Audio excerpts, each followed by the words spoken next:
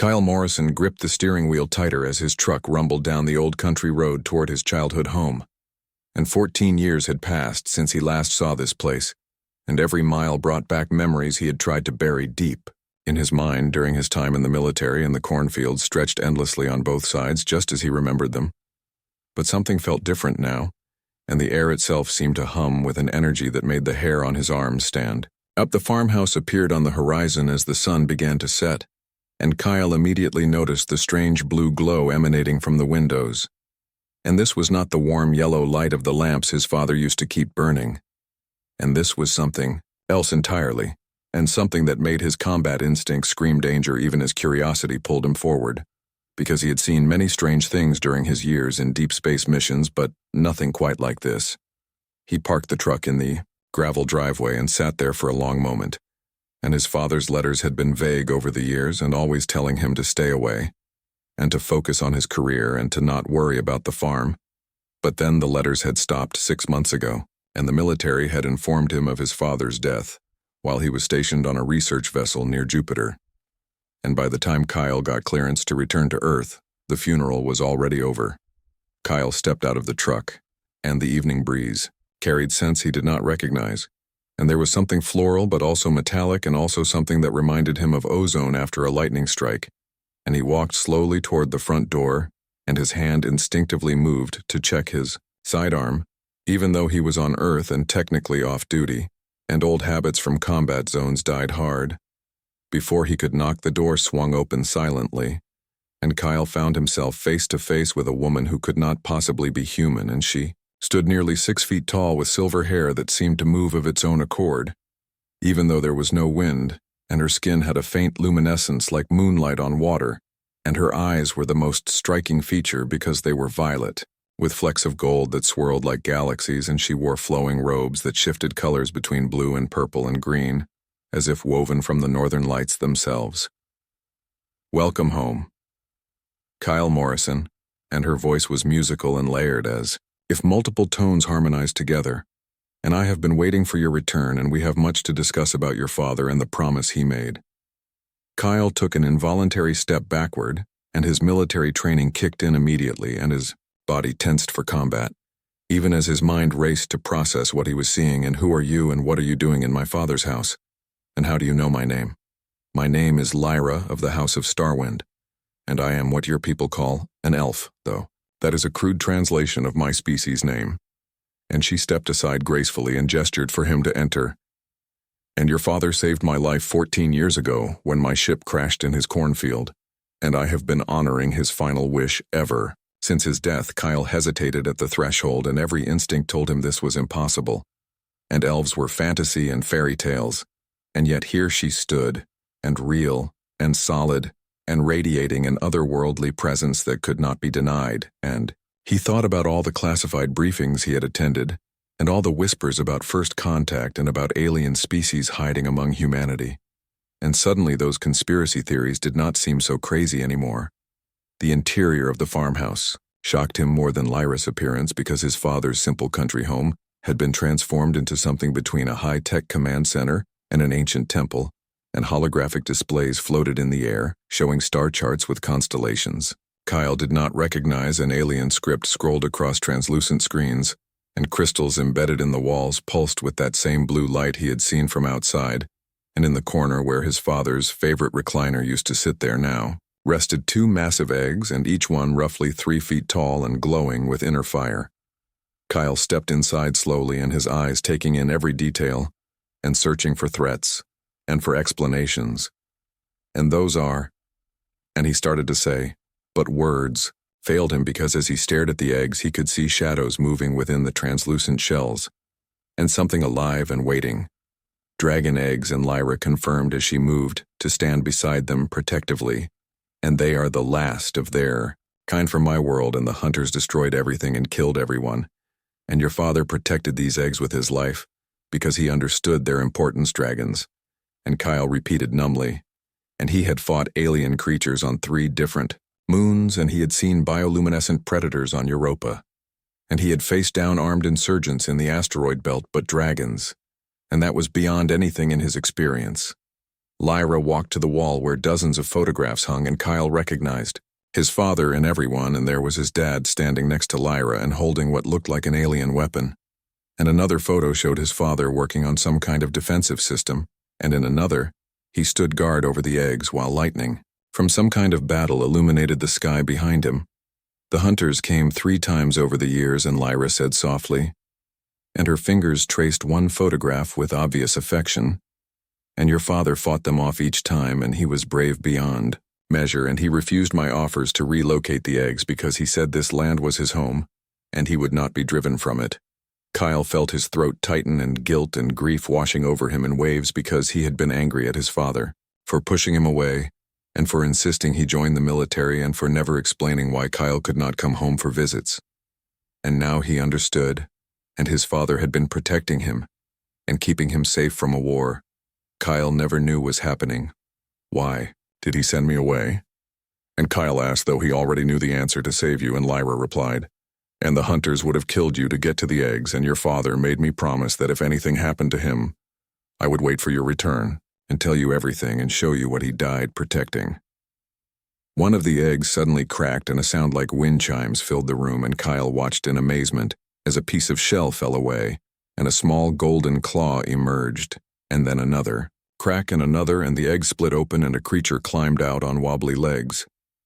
The dragon was small and roughly the size of a large cat, but it was unmistakably a dragon with scales that shimmered gold and copper in the strange light, and wings that looked too delicate to support flight, and a long sinuous tail that whipped back and forth for balance, and its eyes opened and locked onto Kyle, and they were ancient eyes and intelligent eyes, and eyes that seemed to see straight into his soul. The dragons bond with their chosen riders at birth, and Lyra explained as the small creature took hesitant steps toward Kyle, and your father knew this one would choose you, and he prepared for this day, even though he would not live to see it. The baby dragon reached Kyle and climbed up his leg with surprising strength, and settled against his chest, and a warm sensation spread through Kyle's body, and he felt the creature's heartbeat synchronizing with his own, and he felt thoughts that were not his own brushing against his mind, and images of flight and fire and an unbreakable bond that transcended species. Kyle raised his hand slowly and touched the dragon's head, and the scales were warm and smooth, and the creature made a sound somewhere between a purr and a chirp, and Kyle felt something fundamental shift inside him, and his father had protected this and had died for this, and now it was Kyle's responsibility. The house suddenly shook, and alarms blared from the holographic displays, and Lyra's peaceful expression transformed instantly into something fierce and dangerous, and her hands began to glow with energy that crackled like lightning. "They have found us," and she said, and her voice carrying power that made the walls vibrate, "and the hunters have returned, and we must protect the second egg." Kyle Morrison moved on instinct, and 14 years of military training overrode his shock and confusion, and he secured the baby dragon against his chest with one arm, while his other hand pulled his sidearm.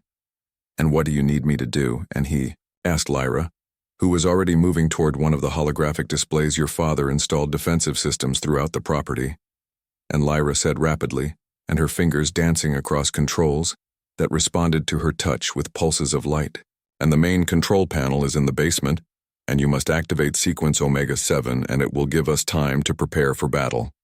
Kyle ran for the basement stairs, and his boots pounding on the old wooden steps, and the baby dragon clung to his tactical vest with sharp claws that somehow did not pierce the fabric, and the creature seemed to understand the urgency, because it remained perfectly still and made no sound. And behind him Kyle heard the front door explode inward, and the sound of splintering wood mixed with something that sizzled like electricity. The basement was darker than he remembered, but emergency lighting kicked on automatically, and Kyle found the control panel his father had installed, and it looked like military-grade equipment mixed with alien technology he had only seen in classified research facilities, and his fingers flew over the interface and entering the sequence Lyra had given him, and praying his father had maintained the systems properly. The entire property came alive, and Kyle felt the vibrations through the floor, as automated turrets rose from hidden positions in the yard, and energy shields snapped into place around the farmhouse and the perimeter, and defensive drones launched from concealed bays in the barn, and through a monitor on the wall, Kyle saw 3 massive ships hovering above the cornfield, and they were angular and dark, and covered in weapons that glowed with malevolent red light. He rushed back upstairs and taking the steps 3 at a time, and the baby dragon chirped, and a small puff of smoke escaped its nostrils, and Kyle burst into the living room to find Lyra standing over the second egg and her hands raised, and a shimmering barrier of energy surrounding her, and the unhatched dragon and 3 tall armored figures stood just inside the destroyed doorway, and they were roughly humanoid, but their armor was black and segmented like insect carapaces, and their helmets had no visible eye openings, and they carried weapons that hummed with power. Surrender the eggs, elvish witch, and one of the hunters spoke, and its voice was distorted and mechanical, and you cannot protect them forever, and the house of Starwind has fallen, and your world is ash, and these abominations should have died with it. Lyra responded in a language Kyle did not understand, and her words were sharp and commanding, and the energy around her hands intensified, and one hunter raised its weapon and fired, and a bolt of crimson energy shot toward her, but her barrier absorbed it, and the impact sent ripples across the shield like a stone thrown into water. The baby dragon on Kyle's chest suddenly roared, and despite its small size, the sound shook the walls and rattled the windows, and Kyle felt heat building in the creature's throat, and an instinct he could not explain told him what to do, and he pointed toward the nearest hunter and released the mental restraint he had not known he was holding. Fire erupted from the baby dragon's mouth in a stream of golden flame that burned hotter than anything Kyle had ever felt, and it struck the hunter squarely in the chest and sent the armored figure flying backward through the doorway and crashing into one of its companions, and both hunters tumbled into the yard where the automated turrets opened. Fire Kyle stared at the dragon in shock, and the creature looked up at him with what could only be described as pride, and he realized this newborn had just become his weapon, and his partner and his responsibility. The third hunter moved with incredible speed, and its form blurring, and it appeared beside Lyra and swung a blade that materialized from its armor, and the weapon crackled with energy, and Lyra blocked it with a barrier, but the force drove her to one knee, and the second egg rocked dangerously. Kyle fired his sidearm and 3 shots in rapid succession, and the bullets struck the hunter's armor and bounced off harmlessly, and the figure turned toward him and raised its weapon, and Kyle dove behind his father's old couch as energy bolts tore through the air where he had been standing. The baby dragon leaped from Kyle's chest and landed on the floor, and despite its wobbly gait, it charged the hunter, and breathing fire continuously, and the creature was fearless, and Kyle felt its determination through their bond, and he rolled out from cover and fired again, and aiming for joints in the armor where the plating seemed thinner. Outside, the sounds of battle intensified, and the turrets were holding back the other hunters, but more ships were arriving, and Kyle could see them through the shattered doorway and dark silhouettes against the evening sky, and reinforcements that meant they were outnumbered and outgunned. Lyra shouted something, and her barrier flared brighter, and she released it in an explosive wave that sent the hunter stumbling backward, and she moved her hands in complex patterns, and symbols appeared in the air around her and glowing with ancient power, and she chanted in that melodic language, and the symbols shot forward like missiles and struck the hunter repeatedly, and each impact leaving scorch marks on its armor. The second egg cracked, and Kyle saw it from the corner of his eye, and another dragon was coming, and this one with scales that gleamed purple and silver, and it emerged faster than the first, and as if it could sense the danger in the moment it was free, it spread wings that seemed too large for its small body, and launched itself at the hunter that threatened Lyra.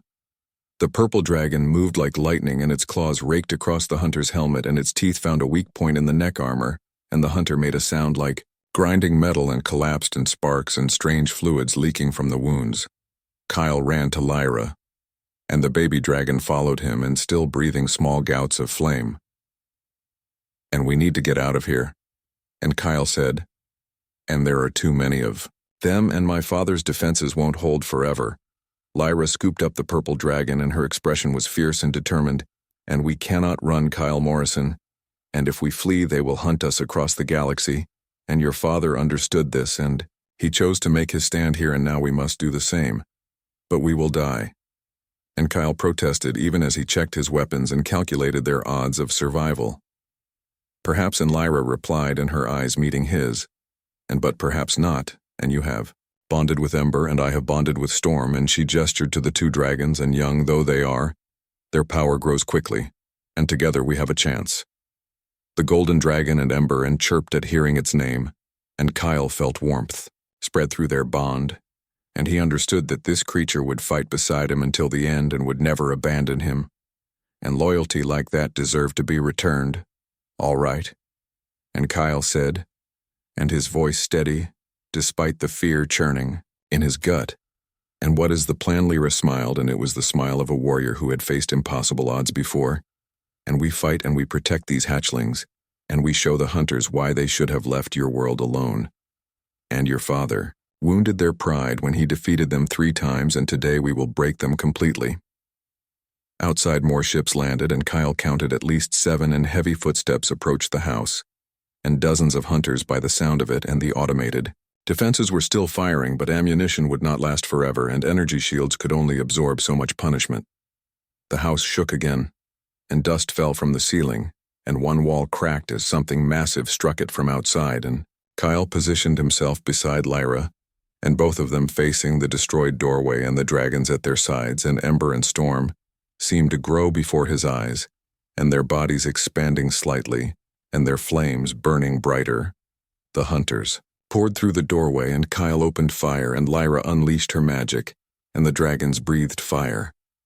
And the true battle began. The living room became a war zone, and Kyle fired controlled bursts from his sidearm, while Lyra wove patterns of light and lightning that struck down hunters as they tried to breach the doorway. And Ember and Storm darted between them and breathing fire at weak points in enemy armor, and the baby dragons moved with coordination that seemed impossible for creatures barely an hour old. But Kyle felt Ember's thoughts in his mind, and understood they were far more than simple animals. 3 hunters made it through the firestorm, and Kyle dropped his empty sidearm and grabbed a lamp and swung it like a club, and the heavy base connected with a hunter's helmet, and the impact jarred his arms, but the hunter stumbled, and Ember was there instantly, and clawing at the exposed neck joint, and golden fire poured into the gap, and the hunter collapsed in a smoking heap. Lyra fought with grace and deadly precision, and her movements were like a deadly dance, and energy blades extended from her hands, and she cut through armor that had deflected bullets, and Storm protected her flanks, and the purple dragon proved faster than its golden sibling, and it struck and retreated before enemies could counter, and leaving trails of freezing energy wherever its claws touched. The wall exploded inward, and debris flew everywhere, and Kyle dove to cover Ember with his body, and chunks of wood and plaster rained down, and when the dust cleared, a massive hunter stood in the new opening, and this one was easily 8 feet tall, and its armor was different and thicker and covered in glowing runes that pulsed with sickly green light. Champion class. And Lyra gasped, and her face paling. "And Kyle, we must retreat now, and we cannot defeat that here." "No." And Kyle said, and surprising himself with his certainty, "And if we run, it will chase us and hunt us and kill innocent people along the way. And we end this here." The champion raised a weapon that looked like a massive cannon, and energy gathered at its barrel, and humming with power that made Kyle's teeth ache, and he knew instinctively that this shot would destroy the entire house, and everyone in it. Ember felt his fear and determination through their bond, and the young dragon did something impossible, and it grew, and its body expanding rapidly, and scales hardening and wings spreading wide. And in seconds, the small cat-sized creature had become the size of a large dog, and power radiated from it like heat from a furnace storm mirrored its growth, and purple scales gleaming. And Lyra shouted in surprise and joy in the bonding ritual, and she cried, "And they are drawing power from us and from our determination." And ancient magic responds to need. The champion fired, and the energy beam tore through the air, and Kyle raised his arms uselessly, and knowing he could not stop it. But Ember leaped forward and roared, and a wall of golden fire erupted from the dragon's mouth, and met the beam head-on, and the two forces collided, and the sound was deafening, and light blinded everyone in the room.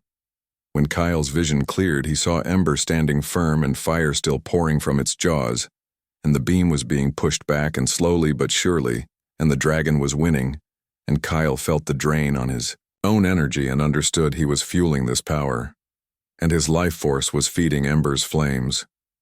Storm joined the attack, and purple fire mixed with gold, and the combined stream overwhelmed the champion's weapon, and struck the massive hunter directly, and the armor began to melt and the runes flickered and died, and the champion made a sound like a dying machine and fell to its knees. Lyra moved with purpose and symbols appearing around her hands, and she thrust them forward in ghostly chains, materialized and wrapped around the champion and binding it in place, and she spoke words in her native language. And the chains tightened and constricted, and the champion's armor cracked and shattered.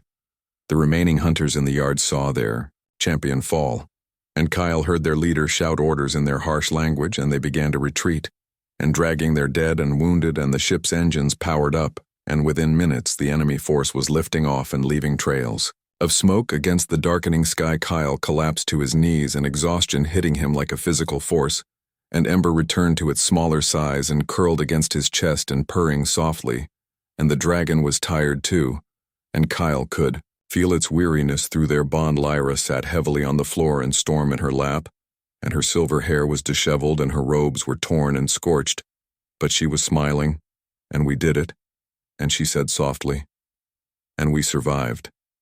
And your father would be so proud. The farmhouse was destroyed and walls were collapsed and furniture was shattered and scorch marks covered every surface and fires still burned in several places. But they were alive, and the eggs were safe, and the dragons were born. Kyle looked at the devastation, and this was his inheritance and a war he never asked for, and a responsibility he could not refuse. And what happens now? And he asked. Now we prepare. And Lyra replied, and her voice regaining strength, and the hunters will return with greater force, and they will not underestimate us again, and we must make this place defensible and train the dragons and train you. Train me. And Kyle repeated, and I am a soldier and I know how to fight. You know, human warfare. And Lyra corrected gently, but dragon riders are something different entirely, and you must learn to merge your mind fully with Ember, and to see through its eyes and to fight as one being, and this takes time and practice and dedication. How much time do we have? And Kyle asked, though he suspected he knew the answer. Days, perhaps. And Lyra said, and maybe a week if we are fortunate, and the hunters must report their failure and request permission to bring heavier weapons and orbital support. Kyle stood on shaky legs, and Ember riding on his shoulder now, and we need supplies and weapons and reinforcements. And does Earth even know aliens are here? And does the military know? Some know, and Lyra replied. But your government keeps it secret, and they fear panic and chaos if the truth emerges, and your father worked with a small group and military intelligence and scientists and civilians who understand the threat. Can you contact them? And Kyle asked. I have already sent the signal. And Lyra said, and gesturing to one of the holographic displays that was still functioning, and help is coming, but they are scattered and cautious, and it may take time for them to arrive. Kyle walked to the shattered doorway and looked out at his father's land, and the cornfield was burned and the barn was damaged and craters dotted the yard where explosions had torn up the earth. But it was still home and still worth defending. His father had stood here and fought and bled and died to protect something bigger than himself. And now that duty fell to Kyle, and he felt the weight of it, but also a strange sense of purpose. And for years he had drifted through military service and following orders, and never quite finding his place. But now he understood what he was meant to do. Ember nuzzled against his neck, and Kyle felt the dragon's absolute trust and unwavering loyalty. And you and me, partner. And Kyle whispered, and we are going to make my father proud. They spent the next hours securing the property, and Lyra showed Kyle how to activate repair systems his father had built into the structure, and nanobots emerged from hidden compartments and began rebuilding walls and sealing breaches. And within hours, the house was structurally sound again, though it would never look quite the same. Kyle found his father's workshop in the barn, and inside were weapons and armor and equipment that looked both human and alien, and there were journals too, and hundreds of pages in his father's handwriting, and detailing his battles and his strategies and his hopes for the future. I wish you had told me, and Kyle said to the empty workshop, and his fingers tracing his father's words. And I would have helped, and I would have stood beside you. He knew you. Wood and Lyra's voice came from behind him, and she stood in the doorway with Storm perched on her arm. And that is why he sent you away, and he wanted you to live and to grow strong, and to be ready for this moment when it came. Kyle turned to face her. And what was my father to you? a friend, and Lyra said simply, and a warrior and a man of honor. And when my world burned, he gave me hope that some goodness still existed in the universe, and he asked nothing in return for his protection, and he simply did what he believed was right. The night deepened, and Kyle and Lyra worked together in preparing defenses and training with the dragons and planning for the inevitable return of the hunters, and Ember and Storm grew stronger with each passing hour and their bond with their riders deepening. Dawn came, and Kyle stood watch on the roof and Ember beside him, and both of them scanning the sky for enemies. And in the distance he saw headlights approaching, and vehicles coming down the country, road and reinforcements or more enemies, and he readied his weapon. The first truck pulled into the driveway and a woman stepped out, and she was middle-aged with gray-streaked hair and military bearing, and she looked up at Kyle and smiled sadly. "You must be Kyle Morrison," and she called up, "and your father spoke of you often. And I am Colonel Patricia Hayes, and I commanded the task force your father worked with, and we are here to help."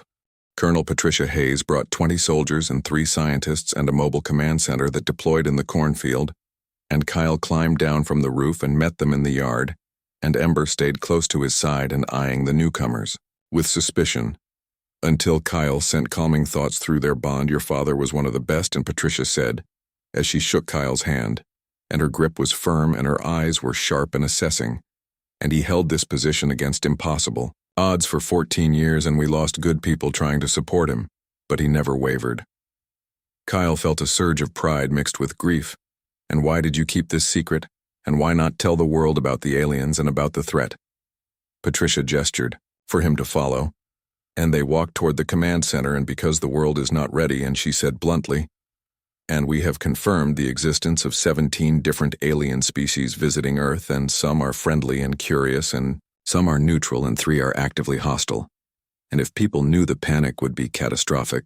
Lyra emerged from the farmhouse and Storm on her shoulder, and the soldiers immediately raised their weapons, but Patricia held up a hand and "Stand down," and she ordered, "And this is Lyra of the House of Starwind, and she is our ally, and probably the only reason Kyle is still alive." The soldiers lowered their weapons reluctantly, and several of them stared at Lyra with mixtures of awe and fear, and one young soldier whispered something about Christmas elves, and Patricia shot him a glare that could have melted steel inside the command center. Patricia showed Kyle displays tracking alien activity across the globe, and there were hundreds of signals and ships entering and leaving Earth's atmosphere, and encounters in remote locations, and evidence of technology far beyond human capability. "We have been monitoring the hunter fleet for 2 weeks, and Patricia explained, and pointing to a cluster of red dots on the orbital map, "and they have 47 ships in this system, and more arriving daily, and whatever your father was protecting, it has their full attention now." "The dragons?" and Lyra said quietly, and she had been standing at the edge of the group, "and they are the last breeding pair from my world, and if they survive and mature, they can restore my species' greatest allies, and the hunters fear dragons above all else because a fully grown dragon can destroy a capital ship alone." The scientists immediately began asking questions, and how large do they grow, and what are their capabilities, and what do they eat, and can we study them? And Lyra answered patiently, but Kyle noticed how she kept one hand on Storm protectively. One scientist named Dr. Lisa Chen pulled up footage from satellites, and "Kyle, you need to see this," and she said, "And the hunter fleet is repositioning, and they are preparing for a massive assault and orbital bombardment." The screen showed dozens of massive ships moving into attack formation and their weapons charging, and Patricia swore under her breath, "And how long do we have?" 48 hours maximum, and Dr. Chen replied, "And maybe less if they decide to rush it and we cannot evacuate, because that would draw their attention to civilian areas, and we need to make our stand here." Kyle looked at Ember, who had grown to the size of a medium dog in just 1 day, and the dragon met his eyes, and Kyle felt its determination and its fierce protective instinct, and 2 baby dragons against an entire fleet, and those odds were impossible, not just the dragons, and Patricia said as if reading his thoughts, and she pulled up another display, "And we have been preparing for this scenario, and we have orbital railguns disguised as satellites, and underground missile batteries and EMP weapons, and advanced fighters hidden in bunkers across the region, and your father's farm was always meant to be the final battleground. Show me everything," and Kyle said, and his military training taking over, and I need to know our full capabilities and defensive positions and supply lines." They spent hours planning, and Kyle coordinated with Patricia's tactical officers and setting up kill zones and fallback positions and evacuation routes if things went badly, and Lyra worked with the scientists and explaining dragon abilities and how to maximize their effectiveness in combat Ember. And Storm continued to grow, and by nightfall they were the size of ponies and their scales had hardened, and their fire burned hotter and they could fly now in short distances. And Kyle took Ember up on a test flight, and the sensation was incredible and terrifying and exhilarating all at once. Through Ember's eyes he could see heat signatures and electromagnetic fields and things human eyes could never perceive, and their minds merged during flight, and Kyle could not tell where. He ended and Ember began, and this was what Lyra meant by fighting as one being. The next day brought more reinforcements, and Patricia called in every favor and pulled every string, and soldiers arrived from bases across the country, and all of them volunteers, and all of them knowing the odds and choosing to fight anyway.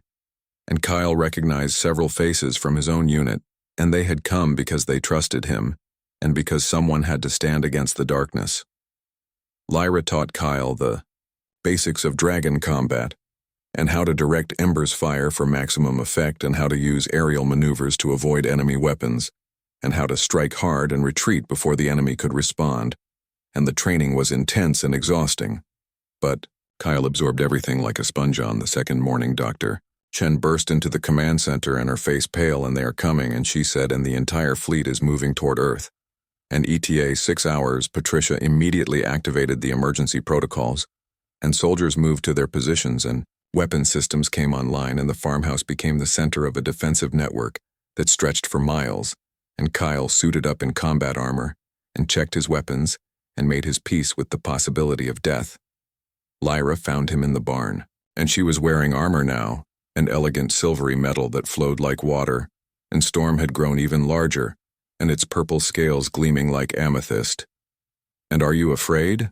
And she asked, terrified, and Kyle admitted, but also ready. "And my father did not run, and I will not either. He would be proud," and Lyra said softly, "and you have his courage and his honor. And today we fight not just for survival, but for the future, and for the hope that good can triumph over evil." The fleet appeared in the sky like a dark stain against the blue, and 47 ships blotting out the sun, and their weapons glowing with gathered energy. And Patricia gave the order, and humanity's hidden weapons fired, and railgun rounds traveling at incredible speeds, and missiles streaking upward on pillars of flame, and EMP pulses disrupting enemy shields. The hunters returned fire, and the sky lit up with explosions and energy beams, and the sound was like the end of the world. And Kyle mounted Ember and launched into the air, and Lyra and Storm beside them, and the dragons roared their defiance, and golden and purple fire mixed together. They flew into hell itself, and dodging weapons fire and striking at weak points in enemy hulls, and Ember was faster than any human aircraft and more maneuverable. And Kyle felt every twist and turn and used his combat experience to predict enemy movements and position them for optimal attacks. Storm breathed freezing energy that cracked armor and made it brittle, and Ember followed with superheated flames that shattered the weakened metal. And together they destroyed 3 fighters in the first engagement, and the hunters learned to fear them. On the ground, Patricia coordinated the defense and directing fire from hidden batteries and calling in airstrikes from the secret fighter squadrons, and the hunters were powerful. But humanity was fighting on home territory and using tactics the aliens had never encountered. A capital ship broke through the defensive line and powered toward the farmhouse and its main cannon, charging for a shot that would destroy everything. And Kyle saw it and felt Ember's agreement. And they dove toward the massive vessel, and flying directly at the weapon, Lyra screamed a warning. But Kyle did not waver, and at the last moment Ember unleashed everything, and all its fire and all its power and all the energy Kyle could channel through their bond, and the golden flames struck the charging weapon and caused a feedback explosion that tore through the capital ship and ripping it apart from the inside. The shockwave threw Kyle and Ember tumbling through the air, and Kyle felt ribs crack and tasted blood. But Ember caught them and leveled out, and they were alive, and the capital ship was falling and burning and crashing into the empty cornfield miles away from any civilians. The hunter fleet hesitated, and this was impossible, and 2 baby dragons and human weapons should not be stopping them.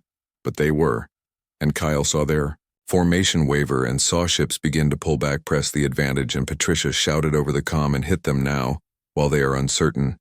Every weapon humanity had fired at once, and the sky became a storm of destruction, and the hunters began to retreat, and several ships tried to stay and fight, but the dragons hunted them mercilessly, and Ember and Storm had grown again during the battle, and were now the size of horses and their power seemingly limitless.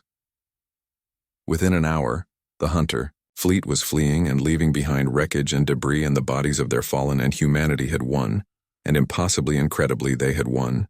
Kyle Morrison stood in the ruins of his father's cornfield and watched the last hunter ship disappear beyond the atmosphere, and his body ached from a dozen injuries, and his ribs screamed with every breath, but they had survived, and they had won.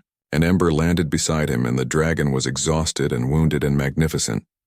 Lyra dismounted from Storm and ran to Kyle, and catching him as his legs gave out, and the adrenaline was fading now, and the cost of the battle was catching up with him, and medics rushed over, and Patricia was shouting orders, and soldiers were cheering and crying and hugging each other.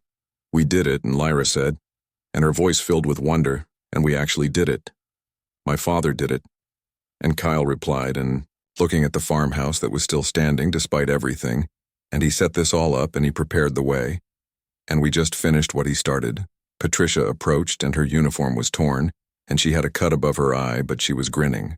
"And we have confirmation from orbital assets," and she said, "and the hunter fleet is leaving the system, and they are retreating back to their territory, and this is unprecedented, and no one has ever driven them off like this because of the dragons." And Kyle said, and he reached up to touch Ember's neck, and the dragon rumbled contentedly, "And they are the key to everything, and they are what my father died protecting, Doctor." Jen arrived with a tablet and her hands shaking with excitement, and "Kyle, you need to see this," and she said, "And we have been monitoring communications, and alien species across the galaxy are talking about what happened here, and Earth is suddenly on everyone's radar. Is that good or bad?" And Kyle asked both, and Patricia replied, and taking the tablet, "And some species will see us as potential allies, and others will see us as a threat, and everything changes from this moment forward, and humanity can no longer hide in ignorance." Over the following days, the farmhouse became the center of intense activity, and scientists studied the dragons, and military strategists analyzed the battle, and diplomats prepared for first contact scenarios with friendly alien species, and Kyle found himself at the center of it all, and the first human dragon rider and a symbol of Earth's new place in the galaxy.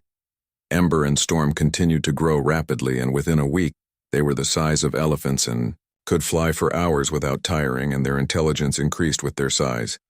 And they could communicate complex thoughts through their bonds, and they understood strategy and tactics, and had opinions about everything. Lyra began teaching others about the wider galaxy, and there were hundreds of inhabited worlds and dozens of major powers in ancient conflicts that stretched back millennia, and the hunters were called the Kresh, and they were conquerors who destroyed anything that threatened their dominance, and dragons had been their natural enemies for thousands of years. But why are dragons so powerful against them?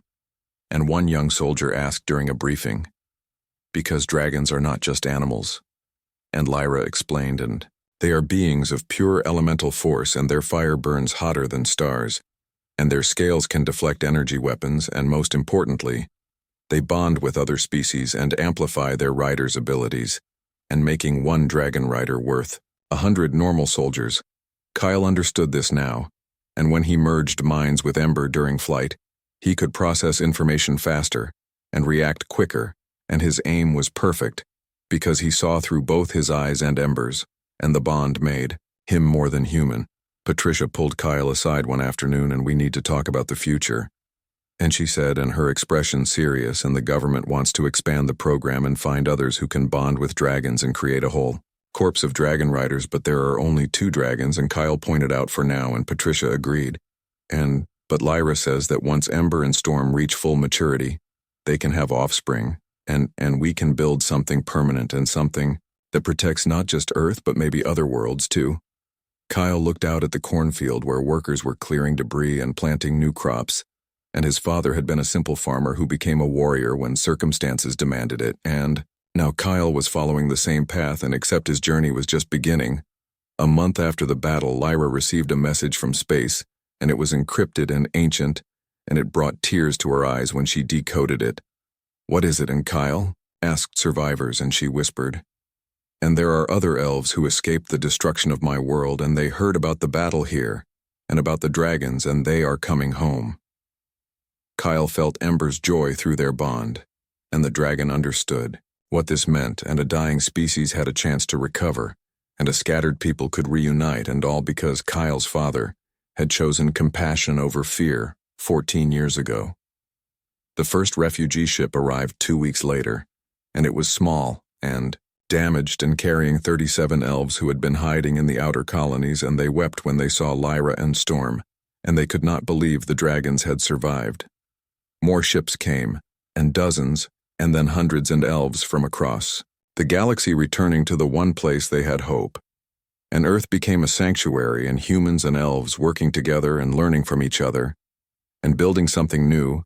Kyle trained the first class of potential dragon riders and volunteers from every branch of military service, and not everyone could bond with dragons, and the connection required specific traits in courage and compassion and selflessness and an open mind, and out of 200 candidates only 15 succeeded, but those 15 became the foundation of something extraordinary, and the Dragon Corps, and an elite force that protected Earth and its allies, and mediated conflicts between alien species and stood against tyranny wherever they found it. Ember grew to full size over the course of a year, and the dragon was now massive and easily 100 feet long, with a wingspan that blocked out the sun and golden scales that shone like polished metal, and power radiated from it like a physical force, and when Ember roared, the sound could be heard for miles. Storm was equally impressive, and purple scales gleaming and an aura of cold that froze moisture in the air, and together they were magnificent and terrifying and beautiful. On the anniversary of the battle, Kyle stood at his father's grave, and they had buried him on a hill overlooking the cornfield. And the headstone was simple, and just his name and dates. But Lyra had carved elven symbols into the base, and they translated to Defender and Protector and Friend. "You changed everything, Dad," and Kyle said softly, "and you saved 2 dragons and protected an alien princess, and held off an invasion force, and all while pretending to be just a farmer. And I understand now why you sent me away, and why you carried this burden alone, and I promise I will make sure your sacrifice meant something." Ember settled beside the grave and lowered its massive head respectfully, and the dragon had never met Kyle's father, but it understood honor and sacrifice and debts that could never be repaid. Lyra joined them, and her hand slipping into Kyle's. "And your father once told me that the measure of a person is not in what they take from the world, but in what they leave behind." And she said, "And he left behind hope and friendship, and a future that seemed impossible. And he left behind you." Kyle squeezed her hand, and over the past year their relationship had deepened and grown into something neither of them had expected. And love had found them. In the aftermath of war and in the quiet moments between battles, Patricia appeared at the base of the hill and signaling urgently, "And Kyle, we have a situation." And she called up, "And there are reports of Kresh activity in the Centauri system, and they are attacking a civilian colony, and the colonists are requesting aid." Kyle looked at Lyra, and then at Ember, and the dragon rumbled eagerly and ready for action. And this was their purpose now, and this was what his father had prepared him for. "Rats, go," and Kyle said. And mounting Ember with practiced ease, and Lyra climbed onto Storm, and together they launched into the sky in golden and purple shapes against the clouds. The Dragon Corps mobilized, and 15 riders and their dragons in support. Ships and human and alien allies working together, and they jumped to hyperspace and traveling faster than light toward a battle that needed them. Kyle felt at peace despite the coming conflict, and he had found his purpose and his place in the universe. And he had Lyra and Ember and friends who would stand beside him against any threat, and his father's legacy lived on in every choice he made and every person he protected.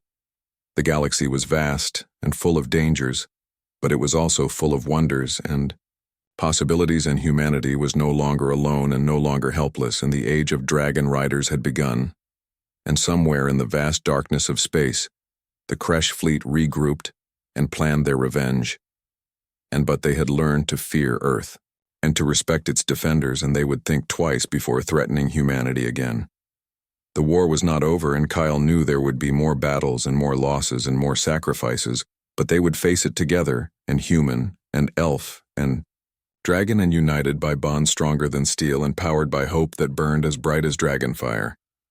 This was his father's gift and a future worth fighting for.